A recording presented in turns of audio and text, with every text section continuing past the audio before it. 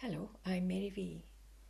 Today, let's talk about getting some movement in your wrist when you're bowing. So many people find it very difficult to move their wrist to cushion the strokes when they're bowing, and their bowing is very, very rigid.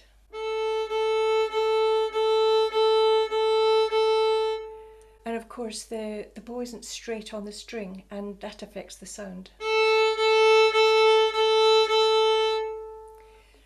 So let's have a look at a different way to get the wrists moving.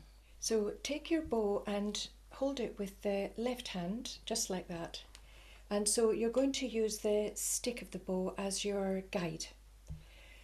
So with the first finger and the thumb, put that down on the stick, but tilt the hand so that the inside of the first finger there is actually touching the stick of the bow, right? So it looks like that. Okay, and then the other fingers are completely free.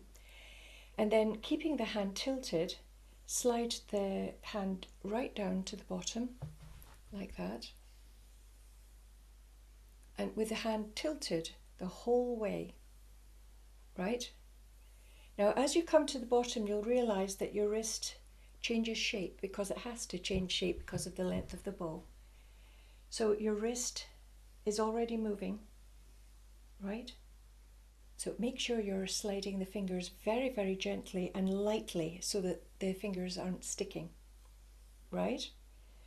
So start to think about your wrist and draw the wrist up a little bit when you come to the heel, and allow the wrist to change shape when you come to the point.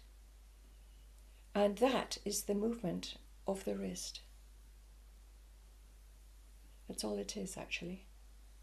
So you can see that by tilting the hand a lot, freeing the hand and moving it up and down, that it's actually easy for the wrist to move because it's moving sort of sideways, it's moving here and it's moving there, right?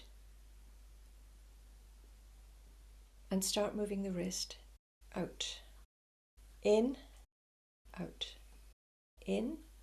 Now it's also very important not to allow the elbow to drop like that, because then it turns the wrist to the top of it being there and there, right?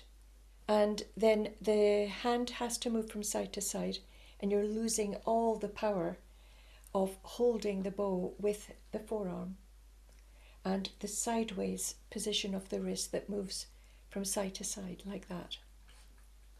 Okay?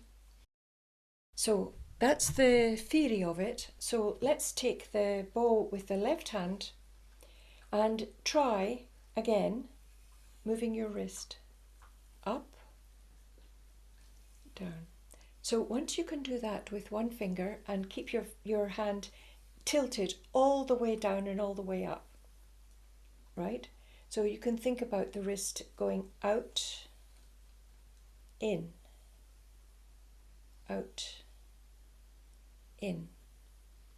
Try next with the next finger going down the second finger. See if you can do exactly the same thing with two fingers down, very, very light. Keep your hand tilted and move the wrist from side to side, in, out, in, out. And then three fingers, try that. Keep it very, very, very light. And then with the fourth finger on top.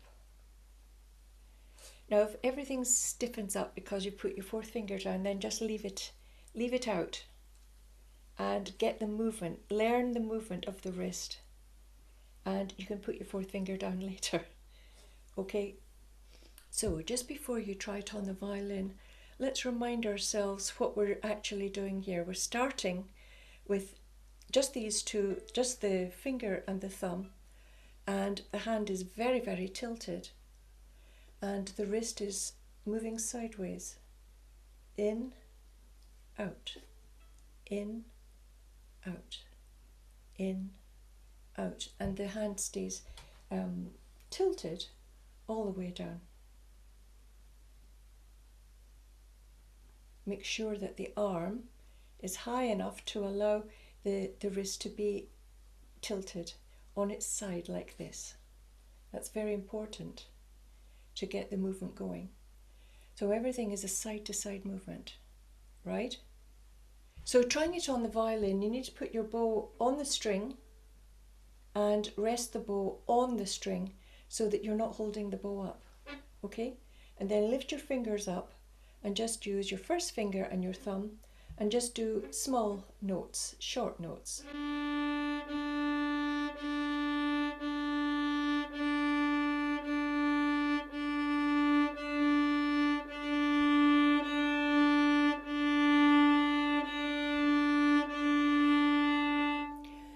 So there's not much control when you just use the first finger and the thumb. So you can put another finger down and see if that's better. Whether you can start to learn how to move your wrist when it's in this sideways position.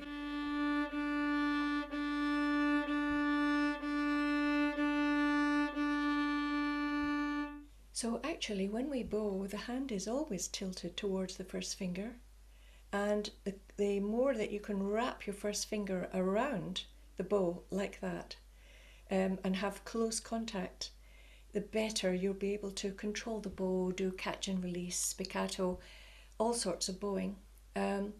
So the bow hand is never flat on the bow actually. So you can see that the wrist is tilted sideways, and that's what makes it easy to move the wrist. And it corrects the forearm. The forearm is in the correct place.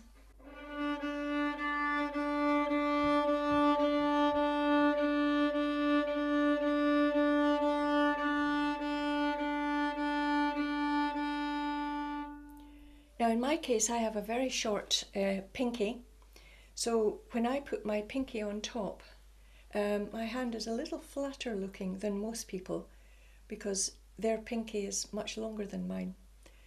So, which is great for your tilted position.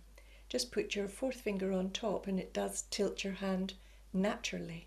And if you can drop your first finger and wrap it round the bow like this, that's even better. So we all find our own customized way of holding the bow, but the bow hold is always tilted towards the first finger, and it stays tilted all the way down to the point and back.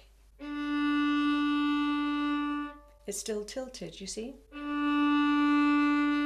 It's tilted, right? So that's the correct position. The hand never goes flat like that. It always stays like that. So that's why lifting your fingers up and giving yourself a chance to start moving your wrist in the sideways position gives you a good chance to start cushioning your strokes so that you can play nice strokes, especially in the middle.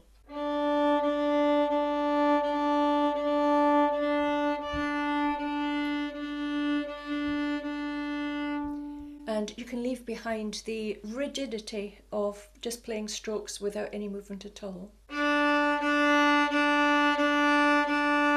No, we want plenty of cushioning, softening.